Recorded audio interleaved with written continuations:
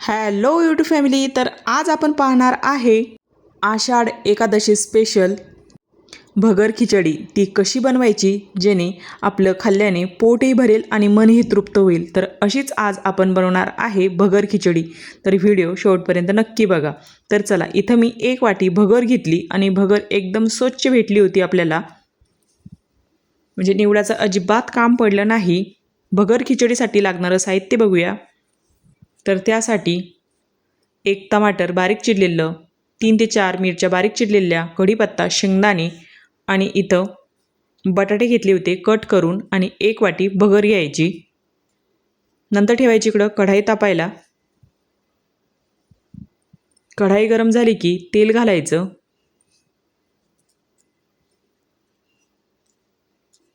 तेल गरम झाले की हिरव्या मिरच्या त्या आपण व्यवस्थित फ्राय करून घ्यायच्या.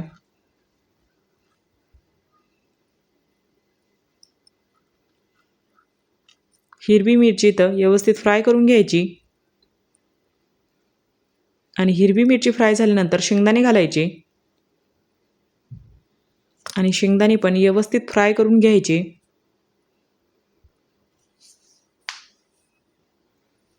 खूप छान लागतो हा भगर खिचडीचा भात. नंतर इथं कढीपत्ता घालायचा थोडा, तो पण व्यवस्थित फ्राय करून घ्यायचा. हळद वगैरे काहीच घालायचं नाही. नंतर बारीक चिरलेला टमाटर.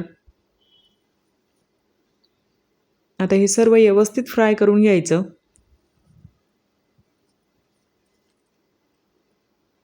एक 2 ते 3 मिनटं. आणि हे व्यवस्थित फ्राय झाले की बटाटं बारीक चिरलेलं, इथं मी 1 बटाटं घेतलं होतं,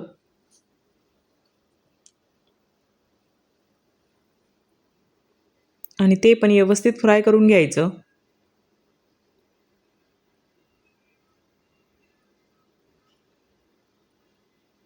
आणि हे सर्व फ्राय झाल्यानंतर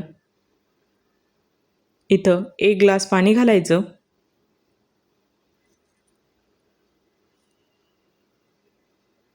इथे मी 1च ग्लास पाणी घातलं होतं आणि व्यवस्थित मिक्स करायचं. नंतर वरून चवीनुसार मीठ घालायचं.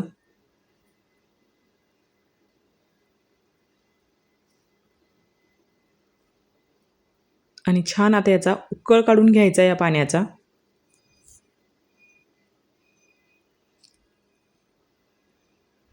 एक 3 ते 4 मिनटात छान असा उकळ येतो त्याला.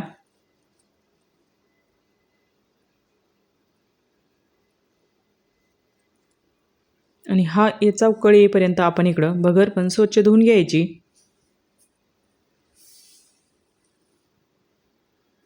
नंतर इकडे मी भगर स्वच्छ धुवून घेतली आणि भगर एकदम आपल्याला पांढरं शुभ्र भेटली होती.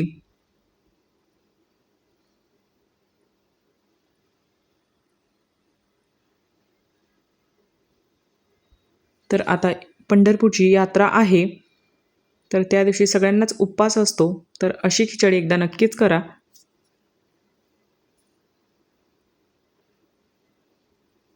आणि नंतर धुतल्यानंतर भगर आपण उकळेल पाण्यामध्ये घालायची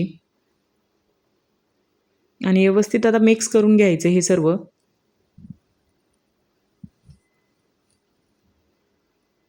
आणि जास्त काही वेळ लागत नाही याला शिजायला. एक 5 मिनिटामध्ये हे शिजून तयार होतं.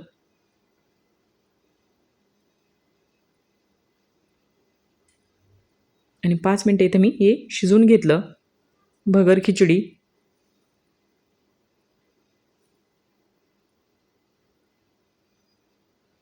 आणि बघा, इथं पूर्णपणे आपली भगर खिचडी शिजली होती. नंतर व्यवस्थित मिक्स करून घ्यायची. आणि बघा किती कलरफुल आपली ही भगर खिचडी इथं दिसत होती.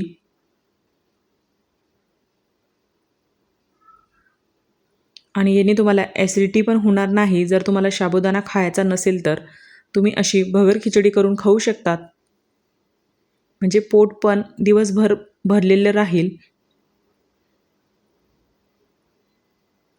आणि आता व्यवस्थित मी इथं खिचडी मिक्स करून घेतली. नंतर झाकण ठेवून द्यायचं. एक 2 ते 3 मिनटासाठी छान त्याला वाफेमध्ये शिजू द्यायचं परत. आणि 2 ते 3 मिनटं छान त्याला मी वाफ देऊन घेतली आणि परत एकदा मिक्स करून घ्यायचं.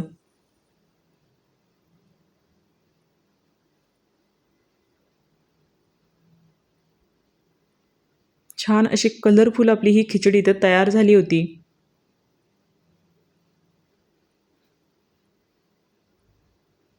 बऱ्याच ठिकाणी त्यामध्ये जिरं पण टाकलं जातं,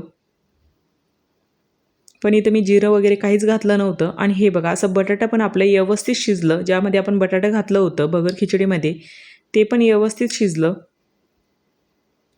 नंतर इकडं आपण प्लेटिंग करून घेऊया.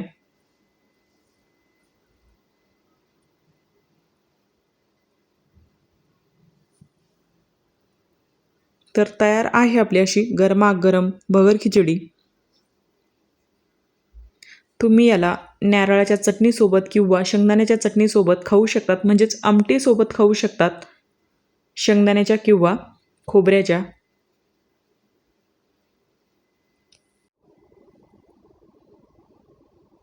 आणि बघा अशी छान अशी मोकळी झाली होती, म्हणजे छान अशी दाणेदार दिसत होती आपली भगर खिचडी. आणि बघा किती कमी वेळेमध्ये ही भगर खिचडी तर तयार झाली होती. आणि तुमच्याकडे भगर खिचडी कशी बनवल्या जातात ते पण मला कमेंटमध्ये नक्कीच सांगा.